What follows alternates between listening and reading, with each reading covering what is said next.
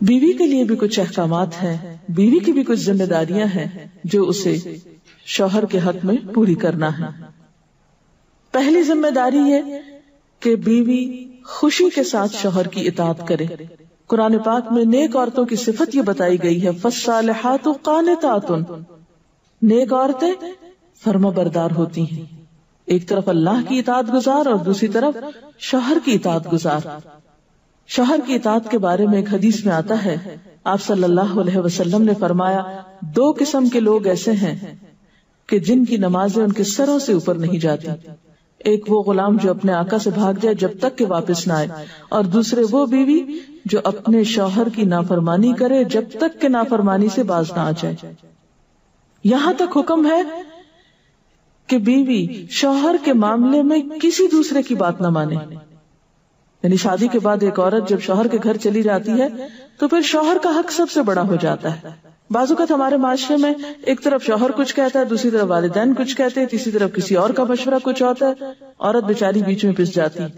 ایسے موقع پر عورت کے لیے کیا لازم ہے، اس کی پرائرٹی کیا ہوگی کہ وہ اپنے شوہر کی بات مانے۔ عورت کی دوسری بڑی ذمہ داری اپنی آبرو اور عزت و عصمت کی حفاظت ہے۔ عورت کوئی ایسا کام نہ کرے جس سے اس کی عفت و عصمت پر کچھ حرف آئے۔ ازدواجی زندگی کی خوشی کا راز باہم ایک دوسرے پر اعتماد ہے۔ اگر کوئی بھی ایسا کام عورت کرتی ہے جس سے شوہر کے دل میں شک ہو جاتا ہے، اعتماد ختم ہو جاتا ہے، تو اس سے ازدواجی زندگی کی خوشیاں ختم ہو جاتی ہیں۔ یہ اعتماد بے حد ضروری ہے، اور اس کے لیے اپنی عزت عصمت کی خصوصی حفاظت۔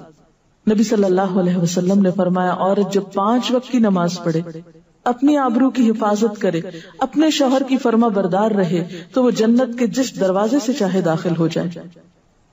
اسی لیے شوہر کی اجازت اور مرضی کے بغیر گھر سے بھی نہیں نکلنا چاہیے۔ حضرت معاذ بن جبل کہتے ہیں کہ نبی صلی اللہ علیہ وسلم نے فرمایا، خدا پر ایمان رکھنے والی عورت کے لیے جائز نہیں کہ وہ اپنے شوہر کے گھر میں کسی ایسے کو آنے دے جس کا آنا شوہر کو پسند نہ ہو، اور ویسی صورت میں گھر سے نکلے جب اس کا نکلنا شوہر کو پسند نہ ہو۔ اطاعت کے علاوہ شوہر کو خوش رکھنا یہ بھی بے حد ضروری ہے۔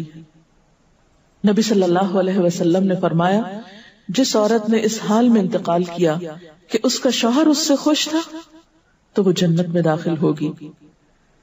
اور عموماً کسی کی خوشی کے لیے انسان اپنے جذبات کی قربانی دیتا ہے، بعض اوقات اپنی سوچ کی قربانی دیتا ہے، بعض اوقات اپنے کسی اور راحت و آرام کی قربانی دیتا ہے۔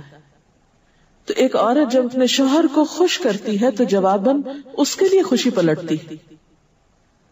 اس لیے گھریلو زندگی کی خوشی کا انحصار اسی بات پر ہے کہ دونوں ایک دوسرے کے لیے قربانی کے جذبات رکھتے ہوں، ایک دوسرے کے لیے رحمت اور ایک دوسرے کے لیے مودت کا ذریعہ ہوں، جیسا کہ قرآن پاک میں شادی کا مقصد یہ بتایا گیا کہ دونوں کے درمیان باہم مودت اور رحمت کے جذبات ہوں، ایک دوسرے کے لیے سکون کا باعث ہوں، تاکہ انسانی زندگی بہترین طریقے پر رواں دواں رہے۔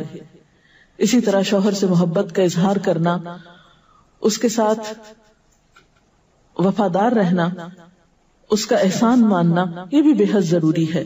حضرت اسماء کہتی ہیں کہ ایک بار نبی صلی اللہ علیہ وسلم میرے پاس سے گزرے، میں اپنی سہیلیوں کے ساتھ تھی، آپ نے ہمیں سلام کیا اور ارشاد فرمایا، تم پر جن کا احسان ہے ان کی ناشکری سے بچو۔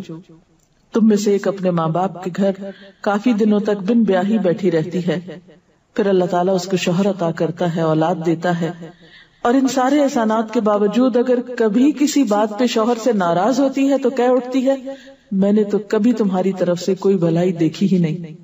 یہ جملہ ناشکری کا جملہ ہے جو عورت کو نہیں بولنا چاہیے۔ قیامت کے دن اللہ تعالیٰ اس عورت کی طرف نظر رحمت اٹھا کر نہیں دیکھے گا جو شوہر کی ناشکری ہوگی۔ اور آخری بات یہ کہ عورت کے اوپر لازم ہے کہ وہ اپنے گھر بار، مال و اسباب اور اپنی ذمہ داریوں میں شوہر کی مددگار رہے، شوہر کی وفادار رہے۔ آپ صلی اللہ علیہ وسلم نے فرمایا، قریش کی عورتیں کتنی اچھی عورتیں ہیں جو بچوں پہ بہت مہربان اور شوہر کے گھر بار کی حفاظت کرنے والی ہیں۔ آپ صلی اللہ علیہ وسلم نے ایک اچھی عورت کی خوبیاں بیان کرتے ہوئے فرمایا، مومن کے لیے خوف خدا کے بعد سب سے مفید اور باعث خیر نعمت نیک بیوی ہے۔ نیک بیوی کون سی؟ اس کی کیا تعریف ہے کہ جب شوہر کوئی کام کہے تو خوشی سے کر دے، جب اس پہ نگاہ ڈالے تو